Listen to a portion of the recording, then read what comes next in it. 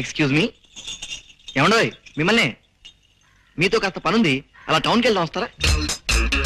Okay పదండి. Thanks, రండి. ఏమిటండి నన్ను ఇంత దూరం టౌన్ కు తీసుకొచ్చి బార్కు తీసుకొచ్చారేమిటి? అలా 4 గుండ్రాలు వేసుకుని కాస్త కబుర్లు చెప్పుకుందామని. Waiter, 2 scotch. అబ్బే, నేను తాగనండి. పర్లేదు బ్రదర్, నీ తాగుతాను, నాకు జస్ట్ కంపెనీ ఇవ్వండి అంతే.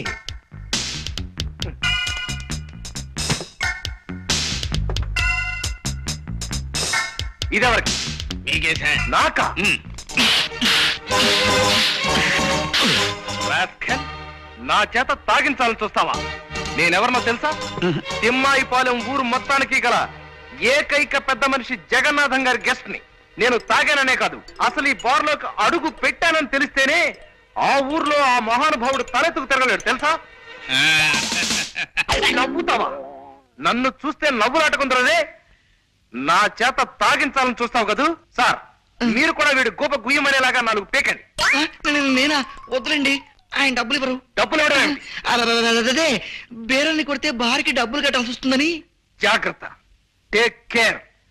ఆ మహనీయుడు జగన్నాథం గారికి చెడ్డ పేరు తెచ్చే ఏ పని నేను చెయ్యనన్న విషయం తెలుసుకుని మసలుకో. అసలు నీ ఫేసే నచ్చడం లేదు నాకు.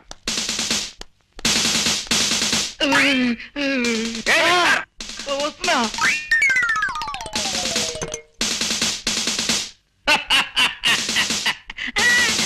అయితే మన రాంబాబు మీ 2వ పరీక్షలో కూడా నెగ్గినట్టేనన్నమాట.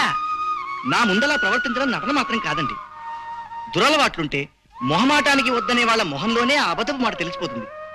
అంచేత నా అంచనా మేరకి అతను తాగుడు, జూదం, వ్యభిచారం ఇలాంటి చెడ్డలవాట్లు ఏమీ లేని మంచి మనిషి.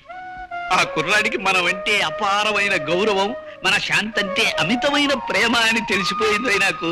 అన్ని విధాల రాంబాబు ఎంతో మంచి మనిషి. ఆయన మంచితనం ముందు నేను ఓడిపోయాను. ఆ ఓటంలో ఉన్న ఆనందాన్ని ఇప్పుడు అనుభవిస్తున్నాను.